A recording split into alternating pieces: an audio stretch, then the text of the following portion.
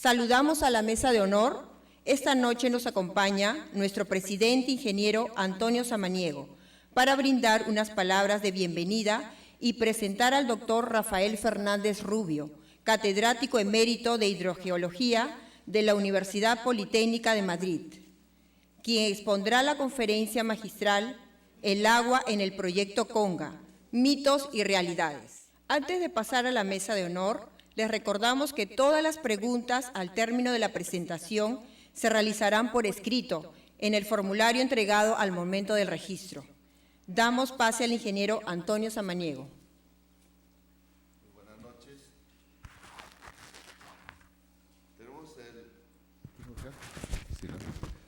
Tenemos el honor esta noche de tener al doctor Rafael Fernández Rubio, gran científico que nos visita estos días, quien nos dará una conferencia sobre el agua en el proyecto Conga, mitos y realidades.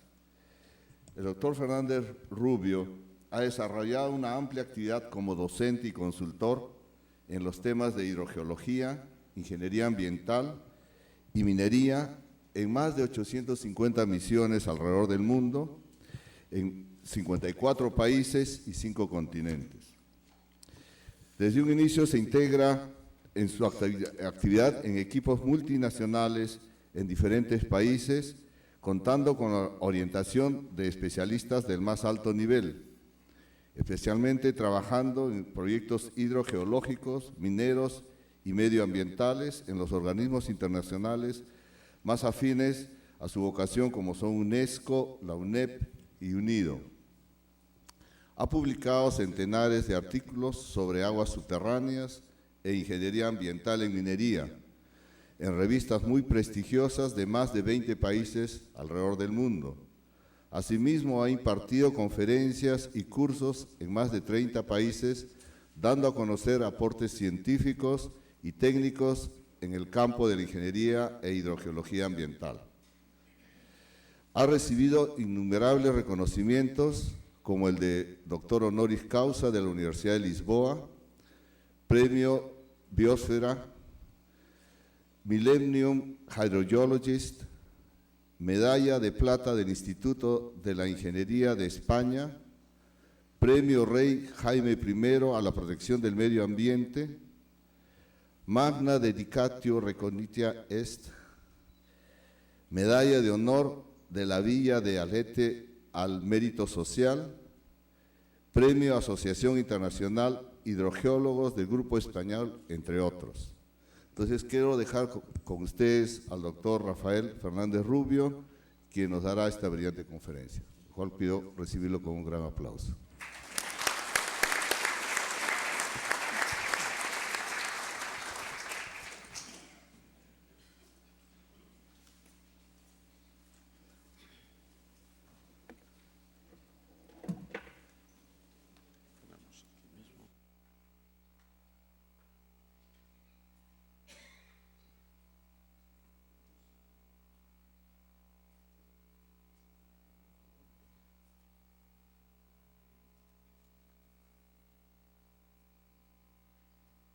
Buenas tardes.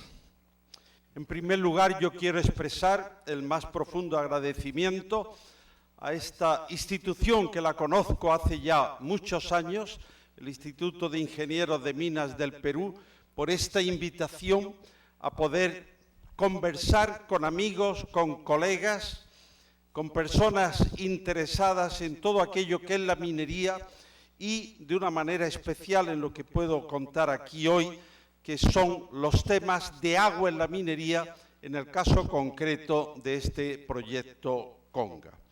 Estoy en Perú, es mi 17 viaje al Perú.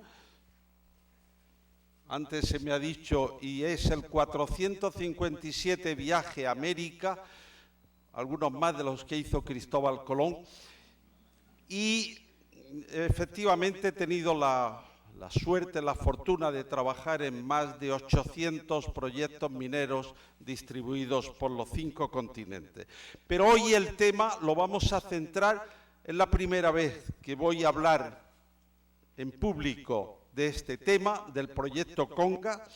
Como posiblemente a lo mejor sea de su conocimiento, la presidencia del Consejo de Ministros formó un comité internacional de expertos para poder en ese comité internacional de expertos dar una opinión técnica, un dictamen sobre los temas hidrológicos en el proyecto Conga. Partimos para ese estudio, para ese dictamen, de toda la información que se recopiló, que existía para el estudio de impacto ambiental, más la documentación también de la contestación a todas las alegaciones que fueron presentadas con relación a este estudio de impacto ambiental. El volumen de papel inmenso, nosotros lo recibimos en inicio, lo recibimos en CDs, en CD, cuando llegamos acá pedimos tenerlo en papel para tener más facilidad de manejo y podían ser más de 3,5 metros de librería en los cuales estaban esos documentos. Un trabajo realmente arduo, complejo, en el cual ese comité que se constituyó estaba formado por 3 especialistas, después de una selección entre otra serie de colegas que podían haber ocupado ese puesto. Estábamos en ese grupo, por una parte, el doctor José Martins Carballo, profesor de la Universidad de Oporto, en Portugal, especialista en hidrogeología aplicada. Estaba también el doctor Luis López. El doctor Luis López es un ingeniero civil con gran experiencia internacional. En este momento, desde hace también un tiempo, lleva un proyecto en ICA de los temas de hidrología de superficie, y me tocó también estar con la responsabilidad que me fue asignada de coordinar a estos colegas, trabajo que fue realmente muy sencillo porque eran personas con las que ya habíamos tenido contactos a nivel internacional en distintos lugares y a lo largo de muchos años, coordinar para poder sacar un dictamen que fuese aceptado por los 3 que íbamos a firmar este dictamen y que profundizara al máximo en los temas de este proyecto Conga. Trabajamos para ello con plena autonomía, con plena independencia, no tuvimos ninguna presión por ningún organismo de la administración, ningún organismo del gobierno, por supuesto ninguna presión, inclusive no tuvimos ninguna relación directa con la empresa minera, que era la que promovía este proyecto. Sí que tuvimos relación y pedimos que vinieran a encontrarse con nosotros a los responsables de una serie de informes que formaban parte de ese estudio de impacto ambiental, y con esa serie de informes, con reuniones también, sobre todo, por ejemplo, en Cajamarca, con autoridades, con organizaciones, con instituciones, con grupos, comenzamos a estudiar toda esta documentación que se nos ponía en nuestra mano. Fuimos objeto, indudablemente, también pues de puntos de vista como el de célebre Carlín, que sacó varias de sus viñetas en sus publicaciones. Puedo decir que todas agradables, ninguna, por supuesto, ni de mal gusto, que no lo tiene, pero tampoco ninguna que pudiéramos sentirnos molestos con ello. Y, por supuesto, hubo comentarios de todos los colores, cada uno tiene su verdad, y en consecuencia de esa verdad hubo todos los comentarios. Pero nosotros nos aislamos totalmente de esa cuestión para poder desarrollar desde el punto de vista técnico, dejando de lado todos otros aspectos muy respetables, pero que no eran técnicos, que podían ser sociales, que podían ser, dijéramos, partidistas. Esto quedó fuera para poder estudiar en profundidad este proyecto. Inicialmente Muy breve, porque creo que todo el mundo tiene una idea perfecta de dónde se ubica este proyecto, que se encuentra en Cajamarca, y dentro de Cajamarca, diríamos, está con las municipalidades, bueno, de Cajamarca, de Celendín, son las que está dentro del proyecto, y otras áreas de influencia también relativamente cercanas a él. Las infraestructuras principales de este proyecto que vamos a considerar ocupan una superficie del orden de 700 hectáreas, y dentro de esa serie de infraestructuras principales, en este mapa situado en esta sobrefotografía de satélite, podemos ver las principales de esas infraestructuras previstas para la realización de ese proyecto. Hay, por una parte, dos tajos principales: el tajo Perol, del cual la previsión es extraer 344 millones de toneladas, por otra parte, con su correspondiente depósito de estériles; por otra parte, el tajo Chairuagón, del cual se extraerían 160 millones de toneladas, con su correspondiente también depósito de estériles. Esas son las dos, diríamos, áreas de explotación, dos tajos a cielo abierto, los cuales, y esto ya empezamos a ver dónde están los temas que podrían ser, que son los temas conflictivos. Ambos depósitos, ambos yacimientos se localizan bajo dos lagunas, y esto realmente es donde en principio ya se plantean este tipo de problemas. La explotación de esos yacimientos exige la actuación en esas lagunas, que por consiguiente van a desaparecer. Otras infraestructuras que tienen también relación con este proyecto, con esta actividad, se refieren a unos depósitos para almacenamiento del suelo orgánico. Ese suelo vegetal que se encuentra sobre las áreas de explotación, que se encuentra también donde van a ir los depósitos de estériles, hay que retirarlo, porque luego hará falta utilizarlo como una materia orgánica para recubrir esos depósitos de estériles y que puedan recuperar un papel, dijéramos, una vida de suelo vegetal. Además de ello, otra de las grandes, superficialmente la mayor superficie del proyecto, corresponde a este depósito de relaves que tiene esta ubicación aquí, próxima a donde se encuentran los dos yacimientos de cobre y oro, y también donde se encuentran esos depósitos de estériles. Esta es otra, por tanto, de las grandes infraestructuras que tiene este proyecto. Y el depósito de estériles, ese que hablábamos para el tajo Perol, sería el que tenemos situado aquí, bordeado por esta línea roja.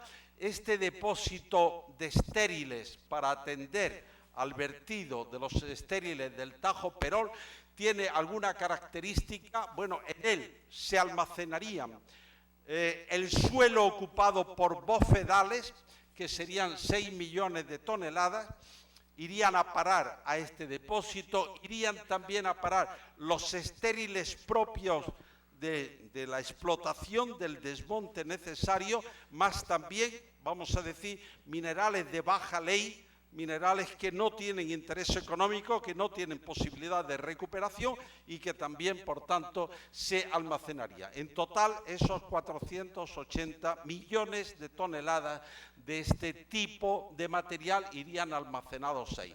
En esa zona existen dos lagunas, la Laguna Azul y la Laguna Chica. Y la Laguna Chica es chica.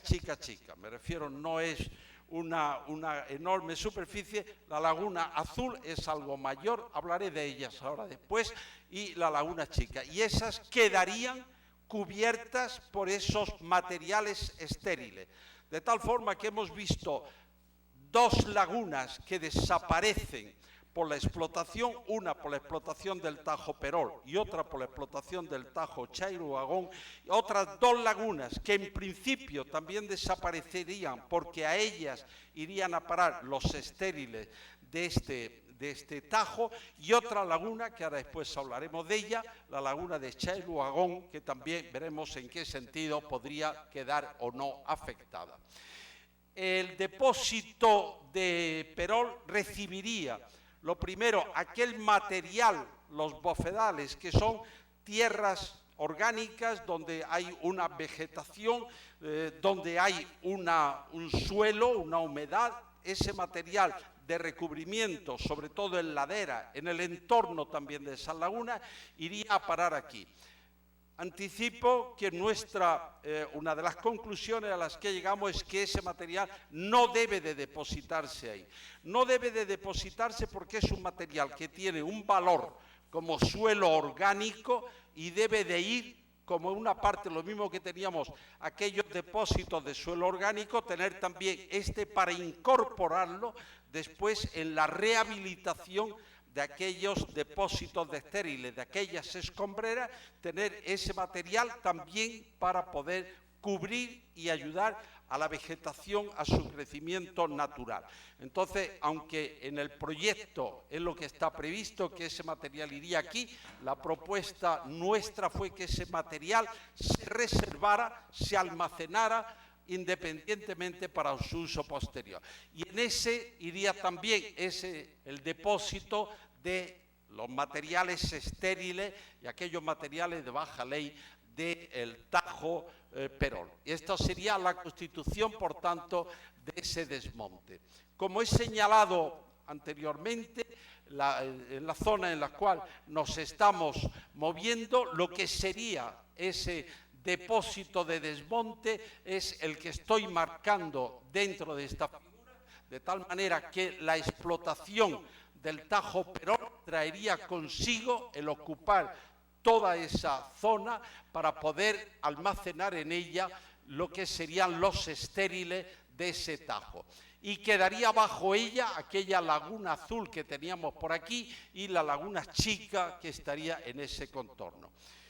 Eso es en el proyecto tal como estaba prevista esa actuación, o como está prevista, como está escrita dentro del estudio de impacto ambiental. Por eso decimos la propuesta del estudio de impacto ambiental para ese depósito de desmonte Perol.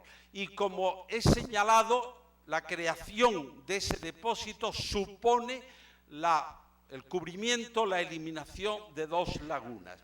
Lagunas, y luego haré alguna referencia a ello, que no tienen una importancia por el volumen de agua que pueden acumular, pueden tener como ecosistemas húmedos, lo pueden tener, pero no por la cantidad de agua que acumulan, no por el beneficio que pueden dar, dijéramos, como abastecimiento de agua, porque estas lagunas, cuando hay precipitaciones, reciben el agua, pero es como si estuviésemos con un embalse, con una presa llena de agua, y que una gota de agua que cae es una gota de agua que rebasa. Y en estas lagunas, dijéramos, en periodo de lluvia, ellas rebasan, pero en el periodo que después veremos de sequía, dejan de aportar agua.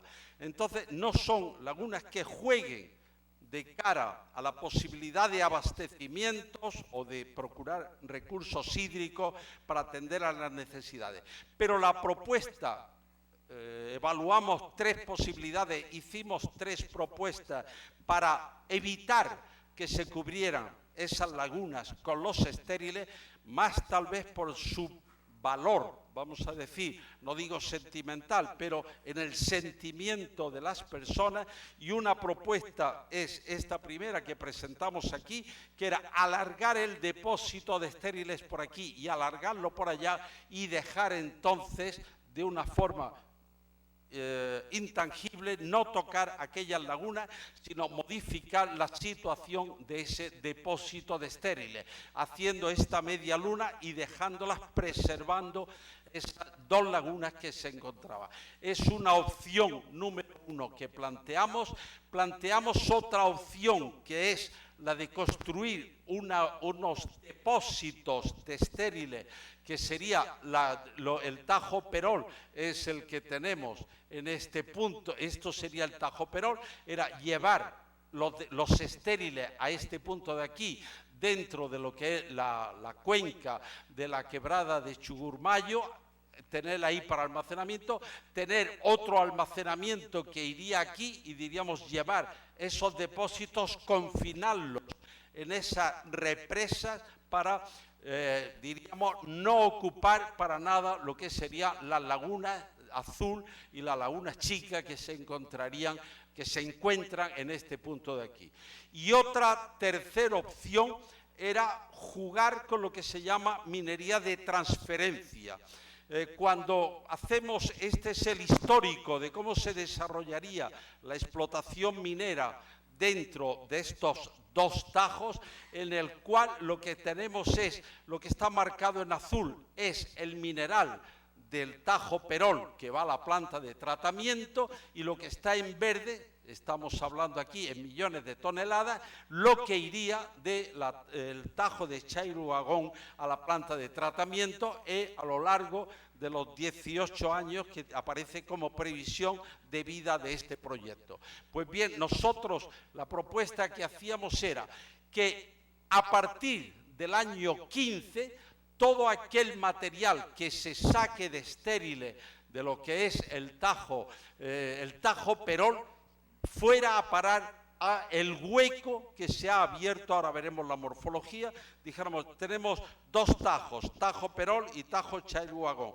Van trabajando más o menos en paralelo en los dos. A partir del año 15, el estéril que esté produciendo el Tajo Perol se lleva a la parte ya explotada, porque ahora veremos que la forma lo permite perfectamente, y en lugar de crear una escombrera, un depósito de estériles mayor, se puede hacer mucho menor, llevando en esa transferencia a lo que sería ese Tajo Chairuagón. De tal manera que en ese tiempo nosotros tendríamos que quedan por sacar del Tajo Perol 101 millones de toneladas, y que el hueco que tenemos hecho en el Tajo Chairuagón da precisamente prácticamente ese mismo valor. Es decir, yo he creado un hueco en el Tajo Chairuagón hasta ese momento de 98 millones de toneladas, me quedan por sacar 101 millones de toneladas, dijéramos 100 de un lado y 100 de otro.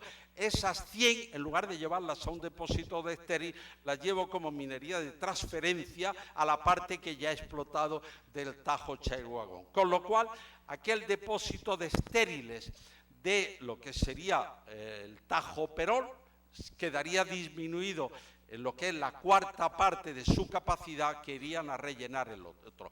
Entonces son tres alternativas que indudablemente no somos nosotros quien, es una propuesta que hacemos para que la empresa pudiera tenerla en consideración y estudiarla, y posiblemente pueda haber a lo mejor otras variantes, o estas variantes se pueden mejorar. Es una propuesta que la hicimos bien estudiada.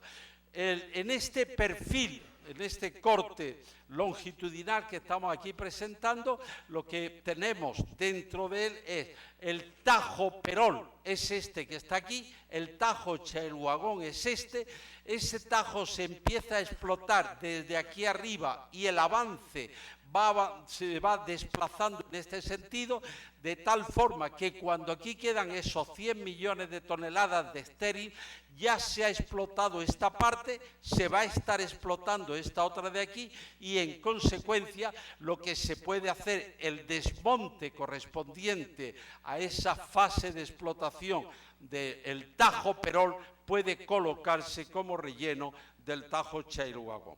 Entonces son tres opciones las que hemos planteado, posiblemente pueda haber otra, nosotros consideramos algunas otras, y estas en principio pensamos que podían ser las más viables. ¿Qué se conseguiría con eso? Se conseguiría una cuestión de las 5 lagunas, que ahora las vamos a ver también. De las 5 lagunas hay 2 que vamos a decir son insalvables, porque si el mineral está debajo de esa laguna, yo tengo por fuerza, diríamos que va a desaparecer.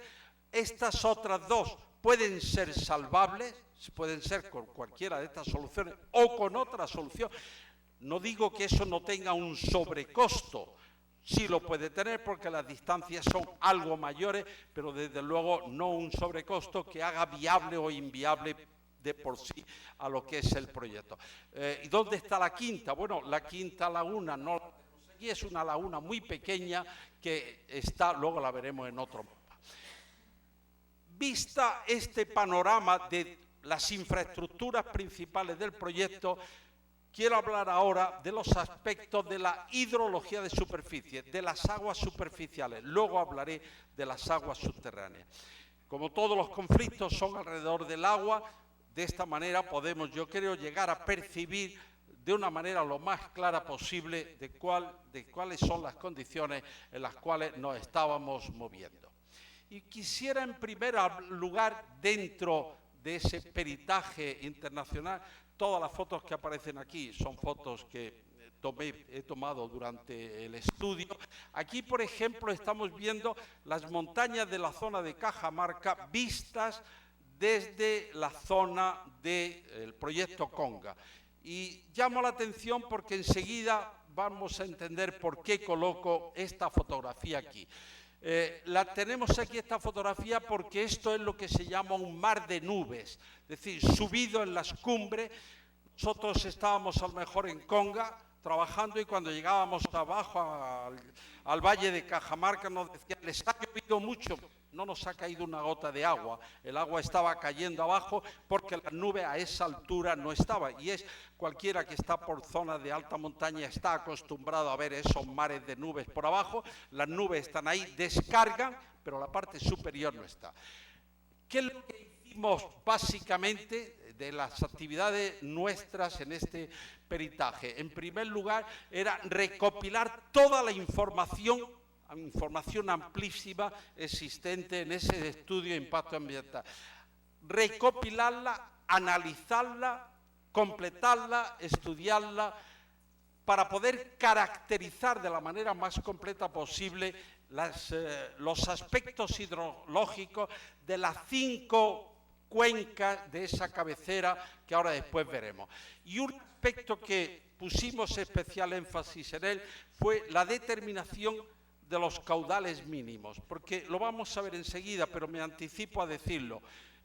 No falta agua, lo que está es mal distribuida en el tiempo. Es decir, tenemos unos meses en los cuales la precipitación es súper abundante, sobra agua, las quebradas, los ríos llevan, pero tenemos 3 meses al año en los cuales hay un déficit, porque la naturaleza nos lo está dando de esa forma, 3 meses con poca precipitación y en consecuencia con un déficit de agua para lo que serían los abastecimientos, los regadíos, cualquiera de los usos normales que se le puede dar al agua allí. Y he hablado de un tema que es uno de los temas más sensibles. Yo sigo al día a través estoy suscrito a unas alertas de Google, todo lo que todos los días se publica de Conga. Desde antes de que empezara este tema, era una de las suscripciones que tengo para recibir todos los días que se publica. Y una de las percepciones que se tiene, y ahora veremos además cuál es el origen de esta percepción, es que aquello, por estar en la cabecera de estas cuencas, tiene unas características especiales. Y cuando estamos en aquella zona, este es el paisaje que muchos días, en los distintos viajes que hicimos, podíamos percibir.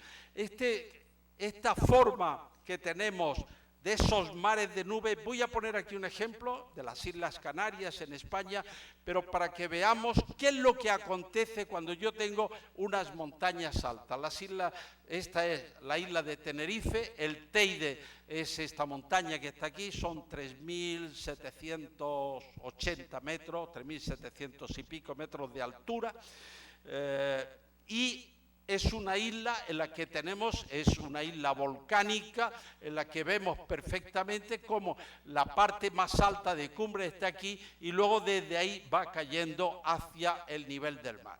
Esto es una fotografía normal también en el Teide, como esta que hemos visto de la zona de Cajamarca, en la cual podemos encontrar la cima de la montaña completamente despejada y sin embargo en las laderas, en la parte baja, es donde tenemos las nubes, que en esta zona, sobre todo por los vientos alisios, descarga el agua, mientras que arriba no tenemos. Si nosotros nos vamos a ver cuál es la pluviometría que tenemos en toda esa zona y nos fijamos en la parte oriental de la isla, en esta parte oriental, este sería el mapa de la pluviometría media. ¿Y qué nos encontramos? En las zonas costeras, en las zonas bajas, pluviometría de 0 a 100 milímetros. Es una zona que en la parte baja es, diríamos, bastante desértica, y conforme vamos subiendo va aumentando. Y aquí, por ejemplo, en esta zona de aquí, llegamos a unas pluviometrías de 700 a 800 milímetros de lluvia anual. Es lo que siempre estamos acostumbrados en la montaña. Conforme vamos subiendo de cota, va aumentando la precipitación. Y eso es lo que siempre hemos aprendido, lo que siempre estamos encontrando. Pero lo que no ocurre es que cuando la montaña es suficientemente alta, lo que yo voy a tener en esta montaña, entonces aquí, bueno, no sé por qué la he puesto mal y no se ve. Lo siento. No, bueno, créanse lo que les voy a decir, porque no lo vamos a... Si sacara esta mitad del mapa, que no sé por qué me aparece tapada, lo que yo vería es que las zonas altas tienen una precipitación que va subiendo aquí hasta valores que en esta zona pueden ser de 700 a 800, y cuando seguimos subiendo, lo que tengo es, en lugar de tener 900, 1000, lo que fuera, lo que tengo es 600, 500, 400. Es decir, la zona alta llueve menos. Y eso exactamente pasa aquí y pasa en el mundo entero. Esos mares de nubes hacen que la precipitación que yo tengo en el Valle de Cajamarca sea mucho mayor que a la que yo puedo tener en la zona de estas cumbres andinas. Esto es lo que normalmente tenemos en esas precipitaciones, que si yo coloco aquí altitud y aquí coloco precipitación, conforme aumenta la altitud, va aumentando la precipitación, más altitud, más precipitación, hasta que llega a lo que se llama el óptimo pluvial. Y es que a partir de ese punto de ahí, nosotros lo que tenemos es que sigue aumentando la altitud conforme yo voy subiendo por la montaña, pero la precipitación disminuye. Y eso es un concepto que tiene que quedar muy claro, porque es un concepto que va a tener influencia. ¿Qué pasa con las cabeceras de la cuenca? Pues lo que pasa en las cabeceras de la cuenca es que la precipitación es inferior a la precipitación que podemos tener a lo mejor unos centenares de metros más abajo. Y aquí, por poner un ejemplo, y podría poner muchos, 2 estaciones meteorológicas existentes en la zona de Conga. La una, la New Mines Conga, está 300 metros más alta que la Old Minas Conga, y sin embargo, en la que está más alta recibe 100 milímetros menos de agua que la que está más baja. Es decir, lo que estamos diciendo, subo de altitud, pero la precipitación lo que hace bajar. Y eso, repito, a mí me gustaría que en Perú se hiciera un estudio de todas las zonas de cumbres, porque llegaríamos exactamente a la misma conclusión.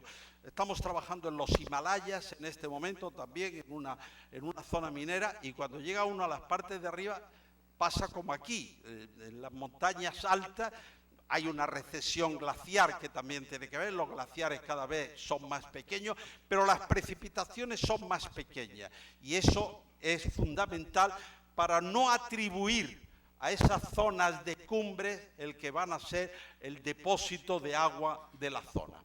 Seguimos y volveremos luego a esto. Desde el punto de vista hidrológico, nosotros tenemos aquí 5 subcuencas vertientes desde la zona. Tenemos por una parte la quebrada de Toromacho, que discurre hacia el norte, por otra parte la que tenemos, bueno, aquí se ha pasado una, la de Chugurmayo, que discurre hacia el este, la quebrada del Alto Chirimayo y la quebrada del Chailhuagón, que discurre hacia el sur. Digamos, esta es la que va hacia la ciudad o hacia la zona donde se encuentra Cajamarca. Y de esas 5 cuencas que tenemos alrededor, podemos también decir, de estas que hemos dicho, la de Toromacho, Jadibanga, Chugurmayo, Chirimayo y Chailhuagón, son las que están alrededor de esta zona del proyecto. Y dentro de ella hay lo que se llaman puntos triples. Son zonas donde concurren en ella 3 cuencas hidrográficas. Es decir, yo tengo aquí una cuenca, otra y otra, o aquí tengo igual las 3 cuencas. Esa divisoria de cuenca, esa zona de cumbre, está precisamente en la zona del proyecto. Y parece muchas veces que esas cumbres se toman como, parece, y además veremos por qué, en la Ley de Recursos Hídricos, en el artículo 75, se dice textualmente lo que está dicho, lo que está escrito aquí. Y es subrayado en rojo lo que merece una discusión. Se dice: el Estado reconoce como zona ambientalmente vulnerable las cabeceras de cuenca donde se originan las aguas. Para decir a continuación, la autoridad nacional, con opinión del Ministerio del Ambiente, puede declarar zonas intangibles en las que no se otorga ningún derecho. Y quiero hacer unos comentarios a este tema porque creo que es importante, tenerlos en cuenta. Primero, esto es inexacto, y lo dejo escrito, es inexacto. Las aguas se originan donde llueve. Oiga, ¿por qué se originan, como dice la ley aquí, o como dice este artículo, que se originan en las cabeceras de cuenca? No, en las cabeceras de cuenca incluso se originan menos, por metro cuadrado, por hectárea, por lo que queremos, porque hay menor precipitación. Y si en Cajamarca llueve más que en Conga, se origina más agua aquí. Yo no sé quién tuvo esta feliz idea de colocar en este artículo que ahí es donde se originan las aguas. Repito, las aguas se originan donde se produce esa precipitación, que no es precisamente mayoritariamente en las cabeceras de cuenca. Es desproporcionado en el sentido de que en las cabeceras andinas no se producen los mayores aportes hídricos por este tema del óptimo pluvial. Se producen mayores aportes más bajos que en la parte de arriba, independientemente que incluso a la parte de arriba las superficies son más pequeñas y cuando bajamos al valle de Cajamarca o a otras zonas más bajas tenemos mayor superficie de aporte de agua. Es ambiguo porque no define, cuando dice puede declarar intangibles en las que no se otorga ningún derecho, pero no define la ley cómo se delimitarían esas zonas de cabecera de cuenca. Entonces se queda un poco algo arbitrario, que siendo una legislación debería estar claro. O no haber puesto una cosa, porque repito, no es verdad, y no me avergüenza decirlo y discuto con quien quiera, si es verdad que las aguas se originan ahí o no. Y finalmente también es algo que, digamos, es inconcreto. ¿Con qué criterios se delimitan esas zonas intangibles? Entonces, hecha esta salvedad, la quiero resaltar porque no digo que sea un mito, es una cosa irreal el querer atribuir que en las cabeceras de cuenca es donde se originan las aguas de las cuencas. Se originan allí o en cualquier punto, pero precisamente no es el punto donde se origina más aporte de agua.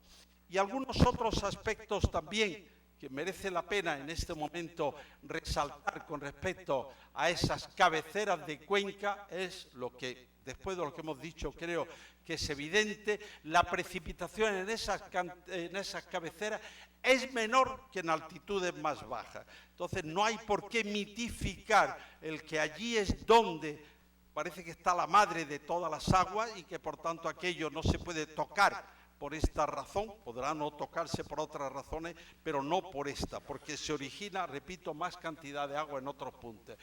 Y que realmente la aportación de agua a una cuenca es función, en primer lugar, de las precipitaciones, la cantidad de lluvia que ha caído, de la superficie contribuyente, bueno, de la climatología, de la morfología, las pendientes que tenga aquello, la presencia de suelo, de materiales permeables e impermeables. No es tan simplista como se dice en esa legislación. Y yo puedo decir, es la única legislación del mundo que yo conozco en la que se haga esta apología de esas cabeceras de cuenca, repito, injustificado. Alguien lo puso, el quitarlo es mucho más complicado que el ponerlo. Por otra parte, hay una cuestión también con respecto a las lagunas andinas. Estas lagunas andinas que aparecen muy reiteradamente como algo muy sobresaliente, quisiera decir, si nosotros tomamos los planos topográficos de la zona en la que nos vemos, vemos lagunas por todos sitios que aparecen. La zona del proyecto es esta que tenemos aquí. Bueno, pues las lagunas que hay dentro de todo ello, estas serían las 5 lagunas del proyecto. Una, que es la que no la he mencionado antes, que también desaparecería, es la Laguna Mala, porque aquí estaría, dijéramos, los depósitos de la mina, depósitos de estéril de Chaihuagón, había aquí.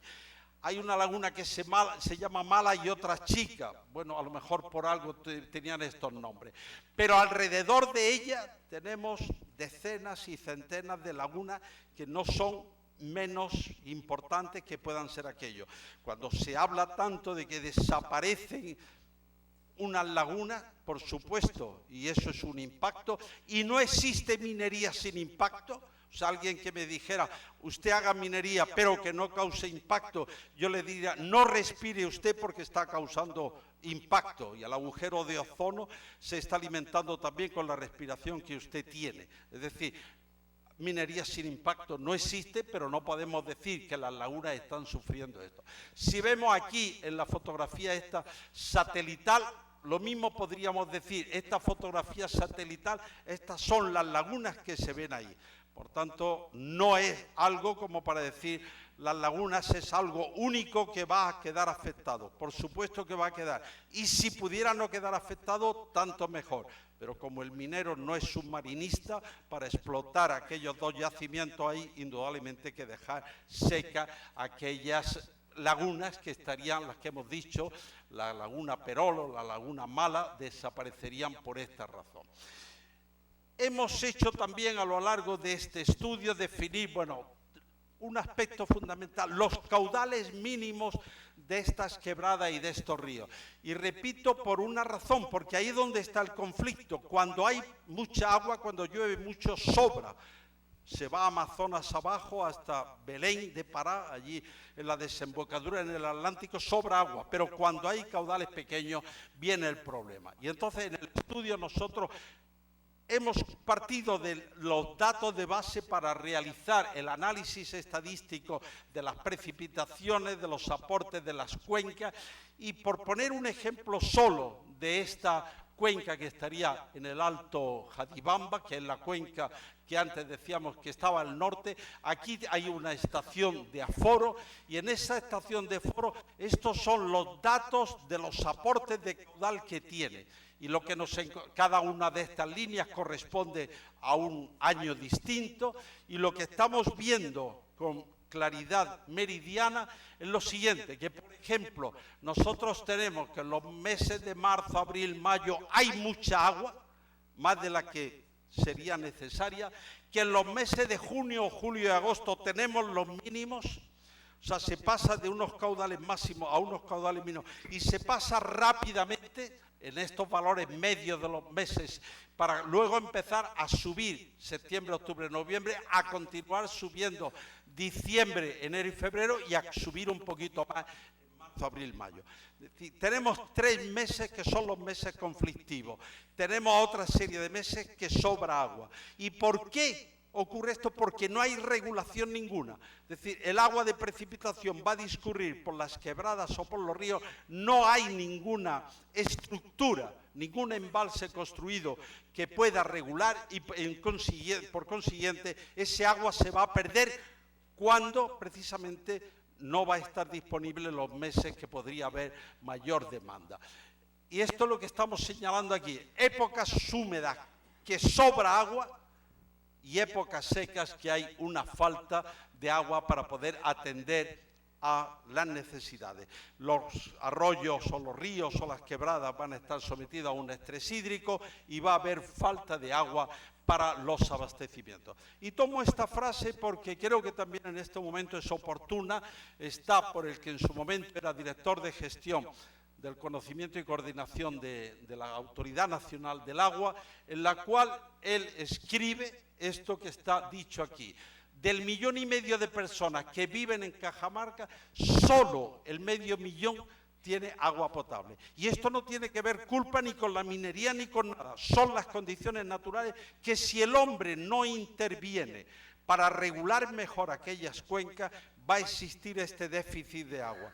Sin echarle culpa a nadie, son las condiciones naturales, como hemos visto. En esos 3 meses hay falta de agua, mientras que en el resto hay excedente de agua. Lo que falta realmente es regulación, lo que es almacenamiento. Si juntamos la población, las 3 poblaciones principales de la zona de Cajamarca, Hualgayoy y Celendín, suman 365.000 habitantes.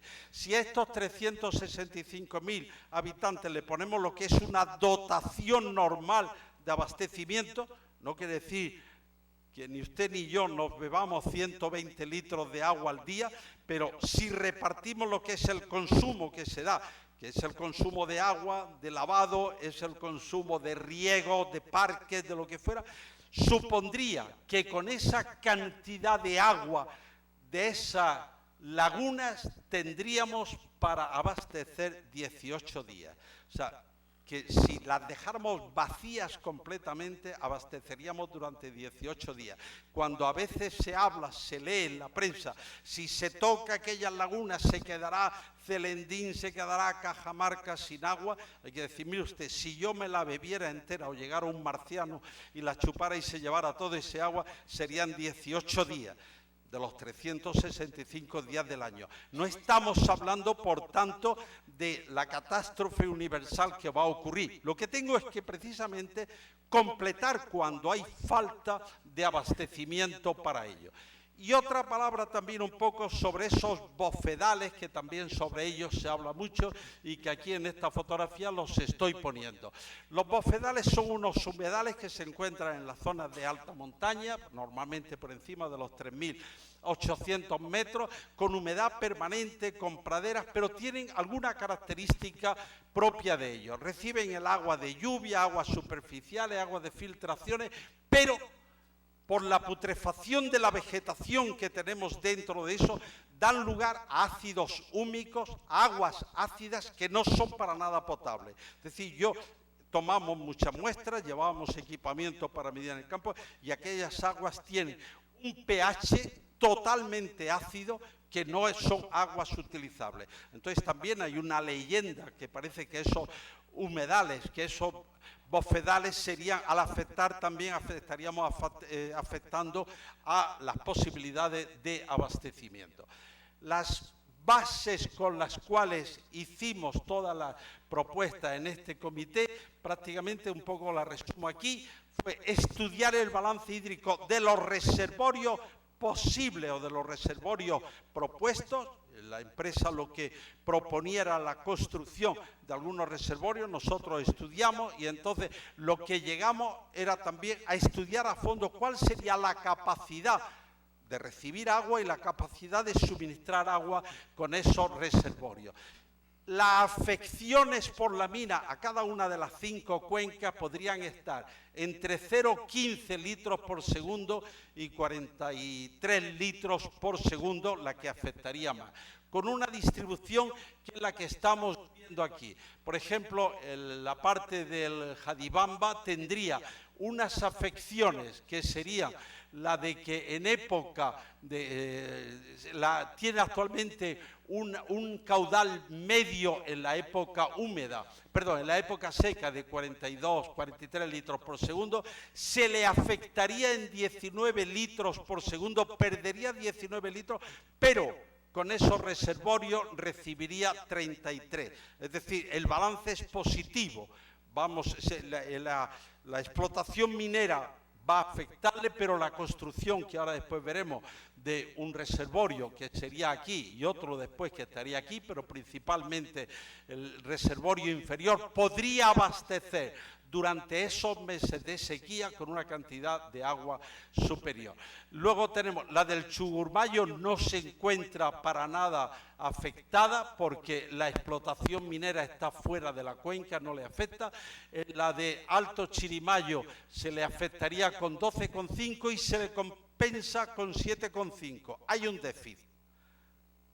Además, con lo que se compensa hay superávit, pero en esa en concreto, tal como está planteado ahora mismo, hay un déficit. En la del Chailhuagón, el déficit, la afección sería de 2,7 y lo que se da, esta ya la ha construido la empresa minera, está terminada con una capacidad mayor de la que nosotros proponíamos, y la posibilidad en este momento es que con una afección de 2,7 va a tener una dotación de 9,7 litros por segundo, es decir, de más cantidad, y por tanto lo que sale es beneficiada. Y con la del Toromacho ocurre exactamente igual, teniendo una afección de 0,06 litros por segundo, se vería compensada con un aporte de agua superior.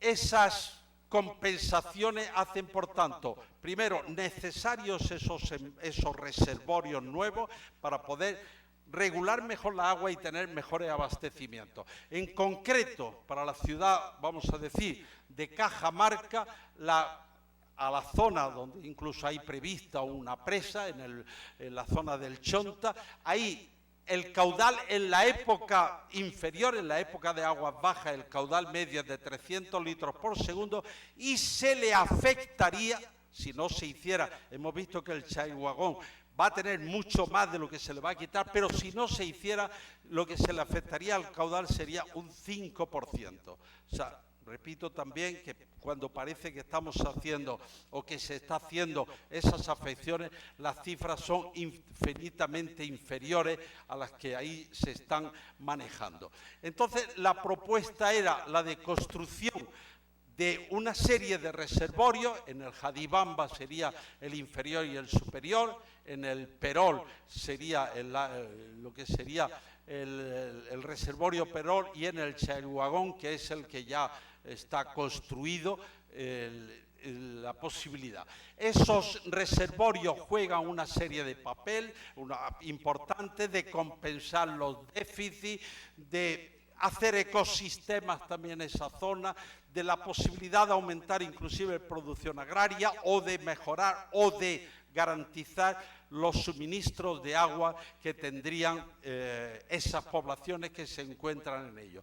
El dictamen recomienda ampliar la capacidad prevista y, repito, en el primero que se ha hecho, nosotros lo decíamos en el informe, en el dictamen, pero la realidad es que ya se ha aumentado, y únicamente también decir que por contra en el Chirimayo hay que pensar en otro reservorio. No hablamos de grandes volúmenes de agua, pero hay un déficit. Entonces, para que no haya déficit hará falta pensar uno que no aparece definido en el estudio de impacto ambiental y que nosotros tampoco teníamos datos para poderlo definir. Aquí está cuáles serían los posibles usuarios de cada una de esas cuencas, hasta donde podría llegarse con el agua del Alto Jadibamba, hasta donde podría llegarse con el agua del Chailhuagón y hasta donde podría también llegarse con la del Alto Chirimayo.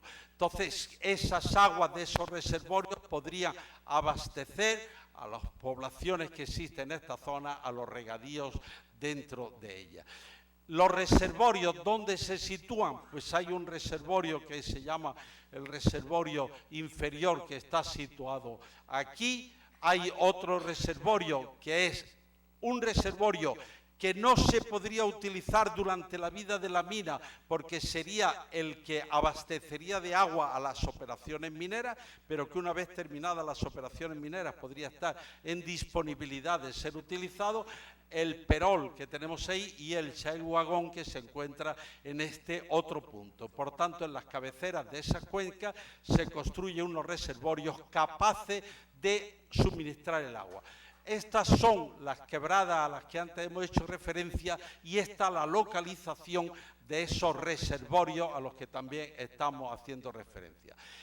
Las lagunas en la situación actual suman esta capacidad de almacenamiento las 5 lagunas, es decir, la cantidad de agua que, repito, no es un agua disponible. Yo no puedo dejar las lagunas en seco para abastecer y lo que va a salir de ellas va a salir básicamente cuando yo tengo periodos de humedad, periodos de lluvia, pero no en épocas de estiaje. Durante la etapa de la mina, con las construcciones de estas, se pasaría de tener una dotación de 2.000, vamos a ver si llegamos a ella, una dotación de 2 millones, bueno, a ver si, vamos a ver, de tener una dotación de, bueno, una dotación de 2.600.000 metros cúbicos, se pasaría a 4.400.000. Y cuando acabara ya la explotación de la mina, de los 2.600.000 se podría tener una disponibilidad de 12 millones con esos reservorios y, por tanto, con agua con posibilidad de regular. Voy a ir un poco rápido porque me estoy alargando. Entonces, dentro de las lagunas y bofedales, lo que tenemos que decir es que las lagunas no regulan agua, los reservorios sí la pueden regular. Los bofedales no tienen calidad del agua y lo que se perdería con ellos por el quitar todos los bofedales sería aproximadamente el aporte de agua de un 5% del conjunto de aportes en las cuencas.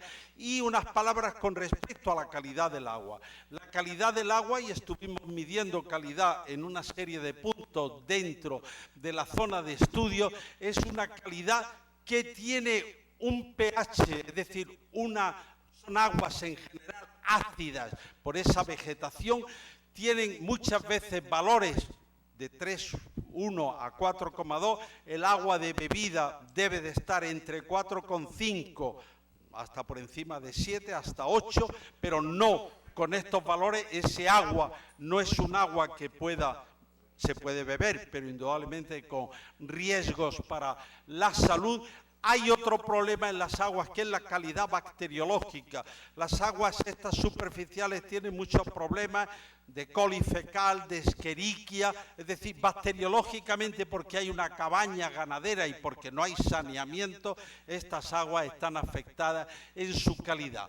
El agua, desde el punto de vista también de esa calidad química, inclusive el agua de superficie, no cumple en muchísimos casos las normas de consumo, sobre todo, por ejemplo, consumo para la vida animal, porque sus contenidos equivalentes de alcalinidad son muy bajos y eso ocurre tanto en las lagunas como también en algunas de las quebradas. Como consecuencia, esta laguna, que está fuera del proyecto, pero que hay en algún caso más, inclusive lo que tenemos aquí son unas pequeñas piscifactorías, donde lo que se cría en ella es básicamente la trucha arcoíris, que es exótica, no es población, no es fauna de aquí, está incorporada aquí. El bagre sí que lo es, se cría en esa zona. Esto aquí, por ejemplo, en este caso podemos ver perfectamente cómo el agua rebosa de la laguna cuando hay lluvia, pero cuando deja de haber lluvia no rebosa y por tanto no va a abastecer a las quebradas. Desde el punto de vista de las aguas subterráneas, pues lo que tenemos dentro de la zona son una serie de materiales que son materiales acuíferos. Podríamos decir, estupendo, ya tengo agua subterránea aquí para poder abastecer o atender. Tenemos otra serie de materiales que almacenan agua pero no la liberan, se llama acuitardo, se llaman acuífugos, son rocas que almacenan el agua, pero no la van a liberar, o la van a liberar en cantidades muy pequeñas, y en esa serie de materiales que tenemos dentro de la zona, lo que podemos también decir, los que son acuíferos, están aquí dichos, las calizas, las areniscas, en fin, los distintos tipos, los que son los materiales acuitardos, aquellos que almacenan el agua, pero no la van a liberar, o muy lentamente, son los que están expuestos aquí. Y uno diría, bueno, voy a aprovechar los acuíferos, pero ¿qué es lo que ocurre? Que esos acuíferos están confinados en un sándwich en el cual lo que tenemos en ese sándwich son materiales que pueden ser, por ejemplo, las calizas que tuviéramos en un caso, pero están limitadas. Las lutitas son materiales de permeabilidad muy baja. Es decir, yo tengo un sándwich en el cual el material permeable está cogido, entre otros impermeables, que no le permite recibir alimentación. Inclusive las rocas volcánicas, donde se encuentran las rocas ígneas, donde se encuentran esos yacimientos, también se encuentran confinadas. Es decir, en este acuífero, en esta serie de materiales, tenemos acuíferos, que son los materiales cuaternarios, que no tienen relevancia, son materiales dispersos por la zona, pero que no constituyen unos acuíferos de entidad. Cuando tenemos materiales permeables, por ejemplo, como estas bandas de caliza, están entre materiales impermeables que les confina y que por tanto no reciben infiltración y no van a dar aportes de agua como podrían dar otros acuíferos. Cuando tenemos formaciones volcánicas se mezclan dos tipos de materiales. La pumita, que es la piedra pómez, que en principio podría ser permeable porque es porosa, pero está limitada también por la cinerita, la ceniza volcánica, que es un impermeable que actúa también como suela que le confina. En otros materiales ocurre igual. Cuando yo tengo unas rocas como estas que son basalto, las cineritas, las cenizas y las rocas alteradas son impermeables, es decir, no le dejan tener un almacenamiento importante de agua. Cuando tengo algunas rocas que podríamos decir son rocas fisuradas que tienen permeabilidad, están colgadas y cuando cae agua se recargan, pero inmediatamente también en toda su periferia se descargan y no dan agua. Igual podríamos decir las calizas estas del Cretácico no tienen karstificación, no tienen permeabilidad por cavidades. Las rocas volcánicas de los yacimientos son unas rocas muy masivas que tampoco son almacén de agua. Rocas, como decimos, las de los yacimientos. Como es lógico, entonces, en consecuencia, cuando se hace un inventario de los manantiales, en un inventario que tenemos aquí hecho y que incluye un total de 683 manantiales, el 82% dan caudales menores de 0,1 litro por segundo. O sea, son prácticamente chorritos de agua o goteos. Los que dan caudales mayores ya de 1 litro por segundo, pues son una minoría dentro de ellos. No hay manantiales, y no hay manantiales importantes porque las rocas permeables están muy confinadas y en consecuencia no pueden dar lugar a esos manantiales. Incluso aquí hemos hecho un esquema de cuál sería el balance. Se produce la precipitación, ese agua puede tener una escorrentía de superficie, puede infiltrarse en la zona cutánea, en la zona superficial, pero el total de ese agua que podría ser recuperable como agua subterránea apenas es de un 3%. Cuando se habla de los grandes acuíferos, aquí no los hay. La cantidad, repito, de recarga, de alimentación que recibe este sistema en el balance hídrico es una cantidad muy pequeña y no, diríamos, resuelve los problemas que pudiera ocurrir dentro. La calidad hidroquímica de las aguas subterráneas en general es una calidad buena, aunque por supuesto hay zonas también que no es una buena calidad.